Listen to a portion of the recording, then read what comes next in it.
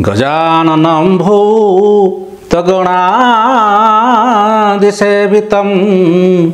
कपितजम्भो फलचारुवेक्षणम् उमासुतं शोकविनाशनं श्रीनमामि विघ्नेश्वरपादपङ्कजं श्रीनमामि विघ्नेश्वरपादपङ्कजं। जय महाविद्या जे सकल सृष्टिर आधार जे सकल विद्यार आसर तारी पाद तले प्रणाम करी आरंभ करुच्ची आज एपिसोड। दर्शक बंधु मु पंडित श्री सुशील कुमार देखी तो आपण देखुंती मोर ज्ञान भित्तिक चैनल महाविद्या आस्ट्रो। दर्शक बंधु एपिसोड क्रम आमे करुचे मासिक राशिफल भित्तिक किछि आलोचना जहाँ मु आज आपन को मध्य कहबाकू जाउची।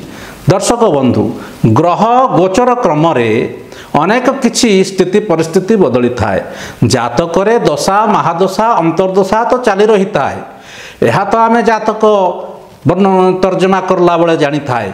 मात्र जातकर दश महादशा संग को गोचर रे घटुथिबा घटनावली गुड़िक जेतेबेले जातक माध्यम तर्जमा करा जाए ताहाले स्थिति को भल रूप से परीक्षा करी हुए। ग्रह जातक रही दशा महादशा काल रे भाव गुड़ी को जेपरी बलवान करुताए गोचर रे एहार गति मध्य से भाव को अनेक किछि बल जोगई थाए। जहा द्वारा घटना उपरे अनेक किछि परिवर्तन बा अनेक किछि तत्परता देखा मिलता है दिनचर्या भितरे। तेबे दर्शक बंधु आमे आसंतु जानिबा एही सेप्टेम्बर मास बा 2025 मसीहा सेप्टेम्बर मासरे किपरि रहिछि धनुराशि व्यक्ति विशेष मानकर शुभाशुभ बा केउ केउ दिग प्रति रहिबे धनुराशि व्यक्ति विशेष माने सतर्कता और केउ दिग प्रति हेबे सावधान। किपरि रहिबो एही धनुराशि व्यक्ति विशेष मानकर कैरियर बा व्यावसायिक स्थिति स्वास्थ्यगत समस्या तथा प्रेमजनित बा प्रेम प्रणय जनित स्थिति बा आर्थिक स्थिति यही सबूर आकलन आमे यही 2025 मसीहा सेप्टेम्बर मासरे किपरि रहिछि आसंतु यही विषय रे आमे जानिबा।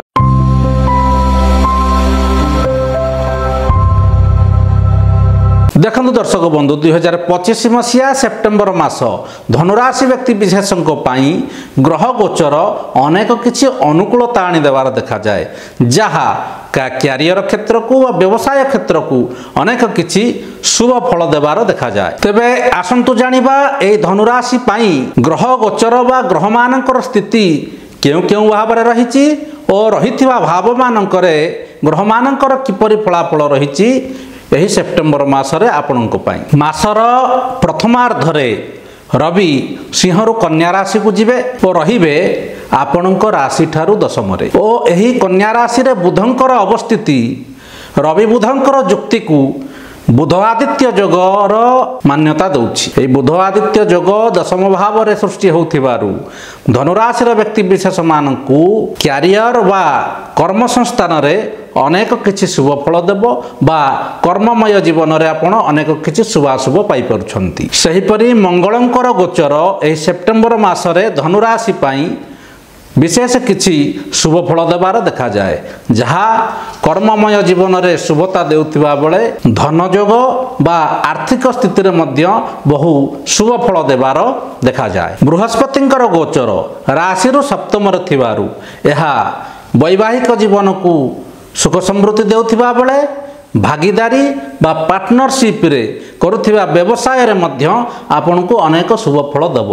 अनेक क्षेत्र रु आपण साहाय्य सहानुभूति पाई व्यवसायटी को निश्चिंत उन्नत धर करि परिबे। सेहिपरि मासरे शुक्रंकर स्थिति धनुराशि पाई किछि खर्चर कारण होई पारंती। किछि व्यय बा किछि आशानुरूपक योजना मध्य आपण फसी रही अजथा किछि खर्च को आपणे दे पारंती। मात्र परवर्ती समय रे यह शुक्रंक द्वारा ठीक मध्य हो जाई पारे। ତେଣୁ ଖର୍ଚ୍ଚ ପ୍ରତି ଟିକେ ଧ୍ୟାନ ନିହାତି ଦେବେ। ସେହିପରି ଶନିଙ୍କର ସ୍ଥିତି ଯଦି ଆମେ ଦେଖିବା ଧନୁ ରାଶି ପାଇଁ ଏହି ସେପ୍ଟେମ୍ବର ମାସରେ ରହିବେ ରାଶିରୁ ଚତୁର୍ଥରେ, ଯାହା ପାରିବାରିକ ଅଶାନ୍ତିର ମୁଖ୍ୟ କାରଣ ହୋଇପାରେ। ତେଣୁ ପାରିବାରିକ କ୍ଷେତ୍ରରେ ମାନସିକ କ୍ଷେତ୍ରରେ ଶନି ଧନୁ ରାଶିକୁ ସେପ୍ଟେମ୍ବର ମାସରେ କିଛି ଅଶୁଭ ଫଳ ଦେବାର ଦେଖାଯାଏ। ତେଣୁ ଏଥିପ୍ରତି ସାବଧାନ ନିହାତି ରହିବେ। ରାହୁ ଛାୟା ଗ୍ରହଟିଏ ହେଲେ ମଧ୍ୟ ଏହାଙ୍କର ରାଶିର ତୃତୀୟ ଅବସ୍ଥାନ ଆପଣଙ୍କ ସାହସକୁ ଦ୍ୱିଗୁଣ କରିବ। ଅନେକ କିଛି ରିସ୍କ ନେଇ ଆପଣ ଏହି ମାସରେ କାର୍ଯ୍ୟ କରିବାକୁ ଚେଷ୍ଟା କରିବେ ଓ କାର୍ଯ୍ୟ କରି ସଫଳ ମଧ୍ୟ ହେବେ। ତେଣୁ ରାହୁଙ୍କର ଶୁଭ ଫଳ ଆପଣଙ୍କ ପାଇଁ ଏହି ମାସରେ ଦେଖାଯାଏ। ଦର୍ଶକ ବନ୍ଧୁ, ଏହି ତ ଥିଲା ଚୁମ୍ବକରେ ଗ୍ରହମାନଙ୍କର ସ୍ଥିତି ଓ ତାର କିଛି ଫଳାଫଳ। ଏବେ ଆସନ୍ତୁ ଜାଣିବା ଏହି ସେପ୍ଟେମ୍ବର ମାସରେ ଧନୁରାଶି ବ୍ୟକ୍ତିବିଶେଷମାନଙ୍କର କିପରି ରହିବ କ୍ୟାରିୟର ବା ବ୍ୟବସାୟିକ ସ୍ଥିତି। ଏହି ମାସରେ ଦଶମରେ ବୁଧ ଆଦିତ୍ୟ ଯୋଗ ଯାହା ସୃଷ୍ଟି ହୋଇଛି, ଏହା ମୁଁ ଆଗରୁ କହିଛି କର୍ମମୟ ଜୀବନ ପାଇଁ ଅତି ଉତ୍ତମ ଫଳଦାୟୀ ହେବେ।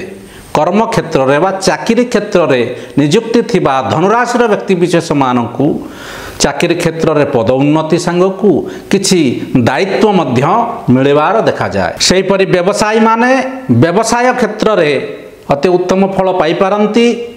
ନୂତନ ଲୋକଙ୍କ ସହ ସମ୍ପର୍କ ବ୍ୟବସାୟଟିକୁ ଉନ୍ନତ ରାସ୍ତା ପ୍ରଶସ୍ତ କରାଇବ। ତେଣୁ ସମ୍ପର୍କରେ ଆପଣଙ୍କର ନୂତନତ୍ୱ ଏହି ମାସରେ ବ୍ୟବସାୟ ପାଇଁ ଅତି ଶୁଭ ଫଳ ଦେବାର ଦେଖାଯାଏ। କିପରି ରହିବ ଏହି ସେପ୍ଟେମ୍ବର ମାସରେ ଧନୁରାଶିର ବ୍ୟକ୍ତିବିଶେଷମାନଙ୍କର ଆର୍ଥିକ ସ୍ଥିତି? ଦେଖନ୍ତୁ, ଆର୍ଥିକ ସ୍ଥିତିଟି ଏହି ମାସରେ ମଧ୍ୟମରୁ ଉତ୍ତମ ରହିବ ବୋଲି ଆମେ କହିବା। ରୋଜଗାରର ଅନେକ କିଛି ନୂତନ ସ୍ରୋତ ଏହି ମାସରେ ଖୋଲିବାର ଦେଖାଯାଏ। ଅନେକ କ୍ଷେତ୍ରରୁ ଆପଣ ଲାଭବାନ ହେବେ। ମାତ୍ର ମାସର ପ୍ରଥମାର୍ଦ୍ଧ, ଯାହା କହିବା ଆମେ ସେପ୍ଟେମ୍ବର 1 ତାରିଖରୁ 15 ତାରିଖ ଭିତରେ ଖର୍ଚ୍ଚର କିଛି ମାତ୍ରା ଆପଣଙ୍କ ଚିନ୍ତାର କାରଣ କରାଇବ। ତେଣୁ ଖର୍ଚ୍ଚ ପ୍ରତି ବା ଯେଉଁ ଖର୍ଚ୍ଚ ଆପଣଙ୍କ ଦ୍ୱାରା ହେଉଛି ସେଥିପ୍ରତି ଟିକେ ସାବଧାନ ରୁହନ୍ତୁ। ନିବେଶ ଏହି ମାସରେ ଆପଣ ନିଶ୍ଚିନ୍ତ କରିପାରିବେ। କୌଣସି ନିବେଶ କରିବା ଆଗରୁ ଭଲ ଭାବରେ ବୁଝି ପରଖି ନିବେଶ ନିହାତି କରନ୍ତୁ। କିପରି ରହିବ ପ୍ରେମ ସମ୍ବନ୍ଧ ବା ପାରିବାରିକ ସୁଖ ଶାନ୍ତିର ବ୍ୟବସ୍ଥା ଧନୁରାଶିର ବ୍ୟକ୍ତିବିଶେଷଙ୍କ ପାଇଁ, ତାହା ଯଦି ଜାଣିବା, ମାସର ପ୍ରଥମାର୍ଦ୍ଧରୁ ପାରିବାରିକ ଅଶାନ୍ତି ବଳବତ୍ତର ରହିବ। ତେଣୁ ସମ୍ପର୍କକୁ ମଧୁରତା କରିବା ପାଇଁ ଆପଣଙ୍କର ଧୈର୍ଯ୍ୟର ଆବଶ୍ୟକତା ଏହି ମାସରେ ଯଥେଷ୍ଟ ରହିଛି। ପ୍ରେମ ପ୍ରଣୟରେ ନିବିଡ଼ତା ନିଶ୍ଚିନ୍ତ ରହୁଛି। ଅବିବାହିତ ମାନଙ୍କ ପାଇଁ ମଧ୍ୟ ମାସଟି ଶୁଭକାରୀ ଅଟେ। ବିବାହର ପ୍ରସ୍ତାବ ଆଗତ ହେବ ବା ବିବାହ ବନ୍ଧନରେ ଆପଣ ବାନ୍ଧି ହୋଇପାରନ୍ତି। କିପରି ରହିବ ସ୍ୱାସ୍ଥ୍ୟଗତ ସମସ୍ୟା ଧନୁରାଶିର ବ୍ୟକ୍ତିବିଶେଷଙ୍କ ପାଇଁ ଏହି 2025 ସେପ୍ଟେମ୍ବର ମାସରେ? ଦେଖନ୍ତୁ, ସ୍ୱାସ୍ଥ୍ୟ ପ୍ରତି ଯତ୍ନଶୀଳ ନିହାତି ହୁଅନ୍ତୁ। ଅନେକ କିଛି କାର୍ଯ୍ୟଭାର, ଦିନଚର୍ଯ୍ୟାର ଅନିୟମିତତା ଆପଣଙ୍କୁ ସ୍ୱାସ୍ଥ୍ୟହାନିର କାରଣ ହେବ।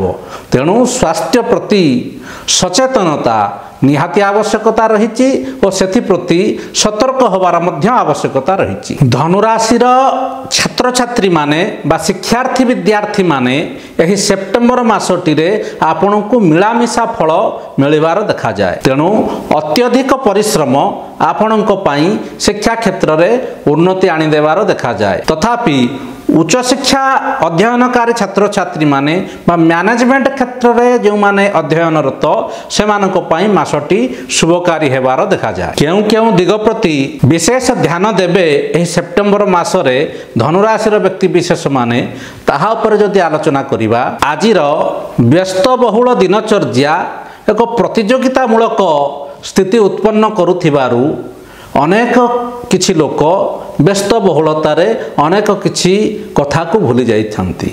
କିନ୍ତୁ ଧନୁରାଶିର ବ୍ୟକ୍ତିବିଶେଷମାନେ ଆପଣଙ୍କୁ ଧ୍ୟାନ ଦେବାକୁ ପଡ଼ିବ ଏହି ମାସରେ ସନ୍ତୁଳିତ ଆହାର ବା ସନ୍ତୁଳିତ ଦିନଚର୍ଯ୍ୟା ପ୍ରତି। କାହିଁକି ନା ଆପଣ ନୁହେଁ ତ ଭୋଗିପାରନ୍ତି ସ୍ୱାସ୍ଥ୍ୟଗତ ଅନେକ କିଛି ସମସ୍ୟା। ଦ୍ୱିତୀୟତଃ, କୌଣସି ବିଶେଷ ରାଜିନାମା ଦସ୍ତଖତ କରିବା ଆଗରୁ ଭଲ କରି ବୁଝି ବିଚାରି ଉତ୍ତମ ପରାମର୍ଶ ଦ୍ୱାରା ଏହାକୁ ଗ୍ରହଣ କରନ୍ତୁ ବା ଏଥିପ୍ରତି ଧ୍ୟାନ ନିହାତି ଦିଅନ୍ତୁ। ପରିବାର ଅଛି ତ ଅଶାନ୍ତି ନିଶ୍ଚିନ୍ତ ଅଛି, ମନମୁଟାପ ନିଶ୍ଚିନ୍ତ ଅଛି। କିନ୍ତୁ ଆପଣ ଧ୍ୟାନ ଦେବାର ବିଷୟ ହେଉଛି ପ୍ରତିପକ୍ଷର କଥାକୁ ବୁଝନ୍ତୁ। ଆପଣଙ୍କ ପ୍ରତିପକ୍ଷ ବା ଆପଣଙ୍କ ସାମ୍ନାର ଲୋକ କ'ଣ ଆପଣଙ୍କୁ କହିବାକୁ ଚାହୁଁଛି, ଏଥିପ୍ରତି ଧ୍ୟାନ ନିହାତି ଦିଅନ୍ତୁ। ଏହି ସେପ୍ଟେମ୍ବର ମାସରେ ଶନି ଆପଣଙ୍କ ପାଇଁ ଅତି ଅଶୁଭକାରୀ ହେଉଛନ୍ତି। ତେଣୁ ଶନିବାର ମଙ୍ଗଳବାର ଶିବ ଦର୍ଶନ କରନ୍ତୁ, ଶନିବାର କାଳୀଙ୍କୁ ଦର୍ଶନ କରନ୍ତୁ ଓ ଶନି ଚାଳିଶା ପାଠ କରନ୍ତୁ। ଓମ୍ ଶମ୍ ଶନିଶ୍ଚରାୟ ନମଃ ଏହି ମନ୍ତ୍ର ଜପ କରନ୍ତୁ। ଦେଖିବେ ମାସଟି ଆପଣଙ୍କ ପାଇଁ ଅତି ଉତ୍ତମ ହେବ ବା ଅନେକ କିଛି ଅଶୁଭତା ଯାହା ରହିଛି ଆପଣଙ୍କ ପାଇଁ ସେଥିରେ ଆପଣ ନିଶ୍ଚିନ୍ତ ଶୁଭ ଫଳ ପାଇବେ।